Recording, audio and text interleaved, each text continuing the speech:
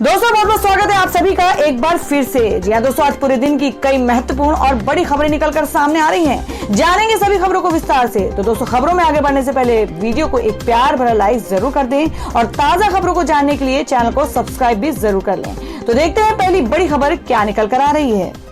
दोस्तों, आज की पहली बड़ी खबर निकल कर आ रही है। आपको बता दें कि कृषि कानूनों के विरोध में आरएलपी ने भी छोड़ा एनडीए का साथ। अकाली दल व शिवसेना की राह पर चले हनुमान बेनीवाल। जी हां, हम बात कर रहे हैं कि मीडिया रिपोर्ट्स के अनुसार शनिवार को राजस्थान हरियाणा बॉर्डर पर कृषि कानूनों के विरोध में जाम लगाकर प्रदर्शन कर रहे किसानों को संबोधित करते हुए हनुमान बेनीवाल ने कहा कि केंद्र सरकार किसान विरोधी बिल वापस नहीं ले रही है, इसलिए उनकी पार्टी आरएलपी एनडीए में नहीं रहेगी। वे एनडीए से आरएलपी का गठबंधन तोड़ने का ऐलान करते हैं। बता दें कि कृषि कानूनों के विरोध में एनडीए के सहयोगी दल राष्ट्रीय लोकतांत्रिक पार्टी यानी आरएलपी के राष्ट्रीय संयोजक हनुमान बेनीवाल पिछले कई दिन से बागी तेवर अपना रखे थे। पिछले दिनों उन्होंने गृह मंत्री अमित शाह को इस संबंध में खत भी लिखा था। इसके अलावा ये भी कहा था कि संसद में बिल पेश हुए तब अगर बेनीवाल वहां होते तो वे इनका उसी वक्त विरोध करते। और दोस्तों, अगली खबर में आपको बताते हैं जो कि कोरोना वायरस को लेकर आ रही है कि भारत पर कोरोना वायरस के नए स्ट्रेन का खतरा। आईसीएमआर ने नेशनल टास्क फोर्स के संग की मीटिंग। जी हां, आपको बता दें कि ब्रिटेन में सामने आए कोरोना वायरस के नए स्ट्रेन का खतरा भारत पर लगातार मंडरा रहा है और इस बात से यहां की सरकार और स्वास्थ्य मंत्रालय अच्छी तरह से वाकिफ हैं। इसी को ध्यान में रखते हुए भारत सरकार और राज्य सरकारें लगातार अलर्ट पर हैं। इस बीच शनिवार को आईसीएमआर ने भी वायरस के नए स्ट्रेन को लेकर कोविड-19 नेशनल टास्क फोर्स के साथ मीटिंग बुलाई। इस बैठक में वायरस के स्ट्रेन को लेकर चर्चा हुई। मीटिंग में इन पर हुई बातों पर चर्चा की। आपको बता दें, मीटिंग में रणनीतियों में बदलाव के विषय पर बात की गई। इस बैठक में चर्चा हुई कि अब तक जो टेस्टिंग और इलाज किया जा रहा था उसमें कोरोना के नए रूप के लिए क्या बदलाव लाने होंगे। कोरोना के नए स्ट्रेन से घबराने की जरूरत नहीं है। जी आपको बता दें कि इससे पहले वायरस के नए स्ट्रेन को लेकर एआईएमएस के डायरेक्टर रणदीप गुलेरिया ने कहा है कि इससे ज्यादा घबराने की जरूरत नहीं है।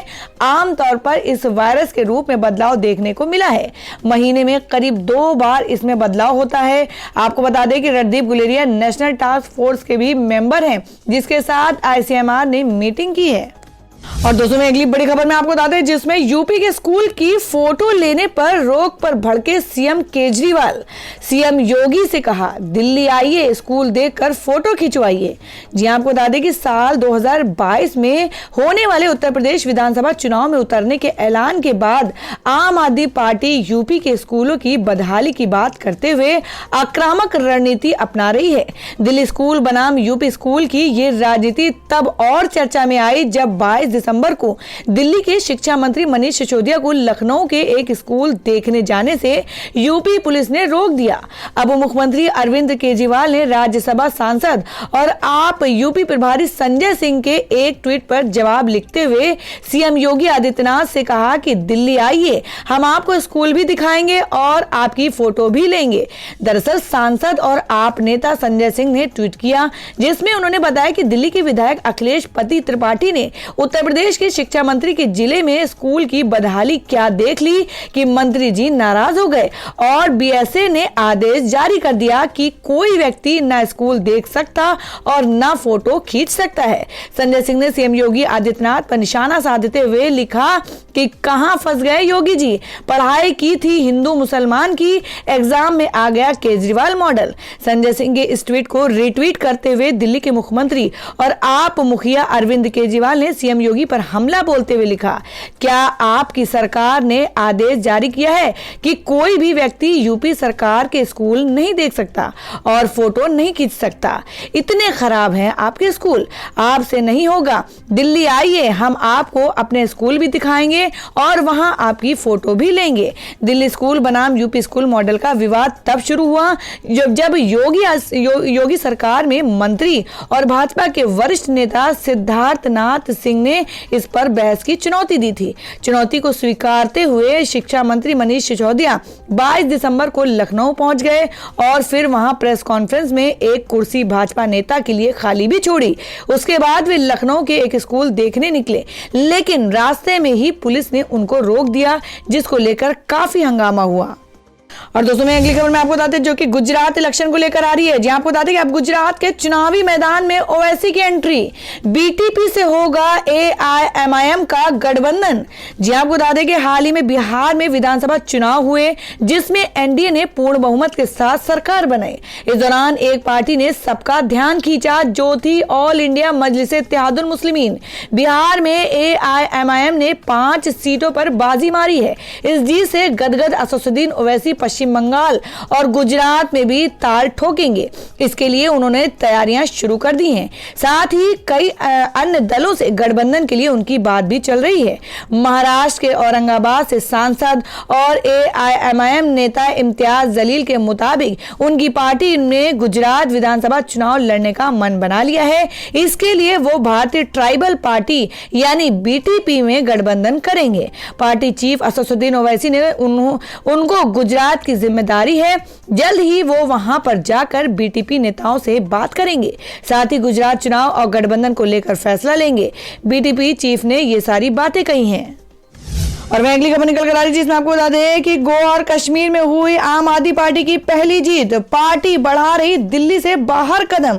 जी आपको बता दें कि दिल्ली में 2 बार धमाकेदार जीत दर्ज कर चुकी आम आदमी पार्टी अब धीरे धीरे दिल्ली से बाहर कदम बढ़ा रही है।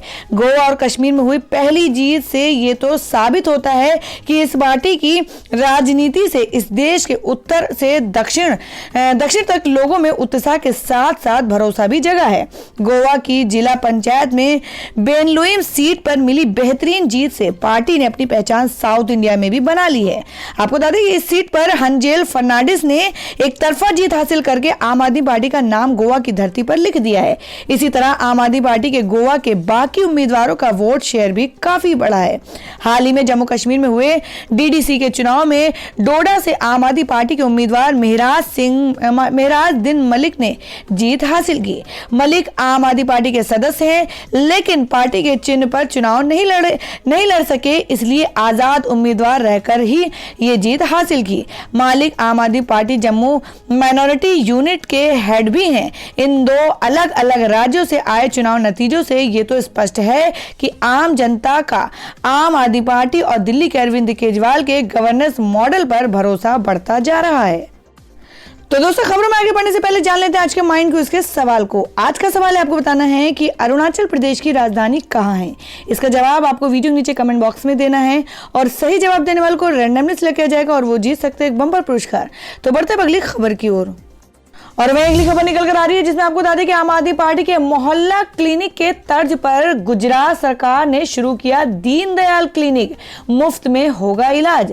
जी आपको बता दें कि गुजरात के उप मुख्यमंत्री नितिन पटेल द्वारा आम आदमी पार्टी के नेतृत्व वाली मोहल्ला क्लिनिकों के विचार को रद्द करने के महीनों बाद अब गुजरात सरकार ने भी राज्य में शहरों और शहरों की घनी आबादी वाले क्षेत्रों में छोटे स्वास्थ्य केंद्र शुरू करने का फैसला किया है।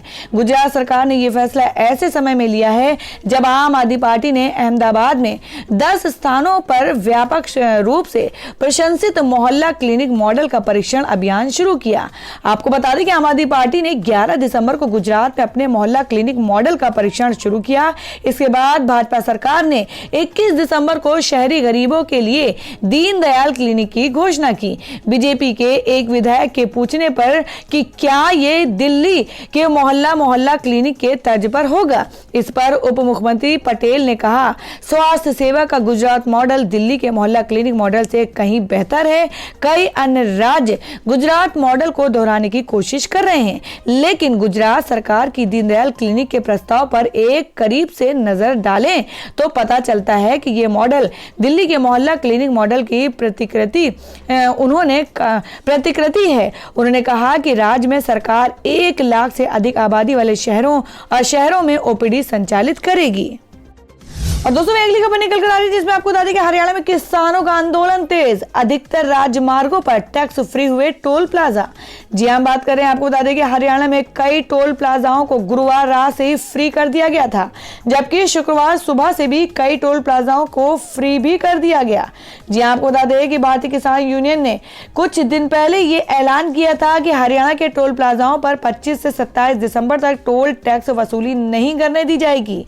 इन राजमार्गों पर किसानों ने टोल बंद कर दिया। शुक्रवार सुबह से किसानों ने NH 44 पर करनाल के बस्तारा में करनाल जिंद राजमार्ग, सिरसा और रोहतक पानीपत राजमार्ग पर टोल प्लाजाओं पर टैक्स वसूली को रुकवा दिया। हालांकि गुरुग्राम के खिड़की दौला टोल प्लाजा पर शुक्रवार सुबह टोल शुल्क की वसूली की गई। तो दोस्तों किसान जिस तरीके से जगह जगह आंदोलन कर रहे हैं, उनके आंदोलन से आप कितना सहमत हैं? आप अपना सुझाव कमेंट बॉक्स में जरूर दें। बढ़ते हैं अगली खबर की ओर। और दोस्तों मैं अगली खबर में आपको बताते जो कि मुंबई से है, जिसमें सलमान खान ने अपने बर्थडे से पहले घर के बाहर लगाया पोस्टर, कहा मैं गैलेक्सी में नहीं हूं। जी हम बात कर रहे हैं कि बॉलीवुड के दबंग सलमान खान 27 दिसंबर अपना 56वां बर्थडे मनाने जा रहे हैं। सलमान खान के फैंस उनके बर्थडे पर हमेशा की तरह से बहुत एक्साइटेड नजर आ रहे हैं। इस साल भी सलमान खान के फैंस उनके घर के बाहर एक्टर को विश करने की तैयारी कर रहे हैं, मगर सलमान खान ने बांद्रा स्थित अपने अपार्टमेंट में बाहर एक पोस्टर लगाया है। इसके माध्यम से उन्होंने कोरोना वायरस के कारण इस साल अपने फैन से एक रिक्वेस्ट की है कि उन्होंने फैन से कहा है कि वे उनके घर के बाहर भीड़ ना लगाएं, क्योंकि सलमान खान इस बार बर्थडे के दिन अपने घर में नहीं है। उन्होंने पोस्टर में आगे लिखा है कि कोरोना वायरस से बचाव के लिए मेरी आप सभी से यह अपील है कि मेरे घर के बाहर जमा ना हो, मास्क पहने और हाथ को सैनिटाइज करते रहें, सोशल डिस्टेंस को मेंटेन करें। इस बर्थडे के दिन मैं गैलेक्सी में नहीं रहूंगा। और मैं आपको बता दें कि महंगा हो सकता है सरसों, मूंगफली और सोयाबीन का तेल। जानिए इसकी क्या है वजह। जी आपको बता दें कि विदेशी बाजारों में तेजी के रुख के बीच स्थानीय तेल तिलहन बाजार में शनिवार को सरसों, मूंगफली, सोयाबीन, बिनौला तथा सीपीओ एवं पामोलिन तेल कीमतों में सुधार दर्ज हुआ। बाजार सूत्रों के अनुसार बृहस्पतिवार रात शिकागो और मलेशिया एक्सचेंज में तेजी के समाचार का असर स्थानीय कारोबार पर दिखाई दिया तथा विभिन्न खाद्य तेल तिलहन कीमतों में तेजी आई।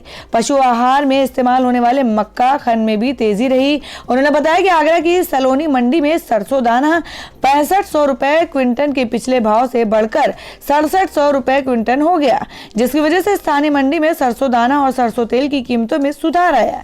इसी प्रकार किसानों द्वारा सस्ते में बिकवाली से बचने तथा विदेशों में हल्के तेलों की निर्यात मांग के कारण मूंगफली गिरी और मूंगफली तेल भी मजबूत हुए। और वहीं अगली खबर में आपको बता दें जिसमें अंडे के रेट में आई रिकॉर्ड तेजी, देश के बाजारों में बिक रहा है अब तक का सबसे महंगा। जी हम बात करें कि कोरोना लॉकडाउन और मार्केट के स्ट्रेटेजी के चलते बाजार में अंडा नया रिकॉर्ड बना रहा है। अंडे के दाम में पिछले दिनों के सभी रिकॉर्ड तोड़ दिए हैं। अब अंडे के रेट नए कीर्तिमान रचने की ओर है। लखनऊ में 100 अंडे के थोक दाम 617 रुपए तक पहुंच गए हैं। वहीं पटना में 586, सूरत में 575 और दिल्ली में 571 रुपए तक रेट पहुंच गए हैं। जबकि देश की सबसे बड़े अंडे की बरवाला मंडी में 100 अंडे 550 रुपए के दाम से बिक रहे हैं। बाजार के जानकारों का कहना है कि सीजन के नाम पर अभी जनवरी का पूरा महीना है, तो अंडे के दाम और उछाल मार सकते हैं। तो दोस्तों ये थी अब तक की सभी बड़ी खबरों की अपडेट्स। टुडे ब्रेकिंग न्यूज और लेटेस्ट खबरों को देखने के लिए हमारे चैनल को सब्सक्राइब जरूर कर लें, वीडियो को लाइक और शेयर भी जरूर कर दें अपने दोस्तों और रिलेटिव्स के साथ। तो दोस्तों फिर मिलेंगे काम की खबरों और सरकारी योजनाओं की एक और नई वीडियो के साथ। तब तक के लिए धन्यवाद दोस्तों।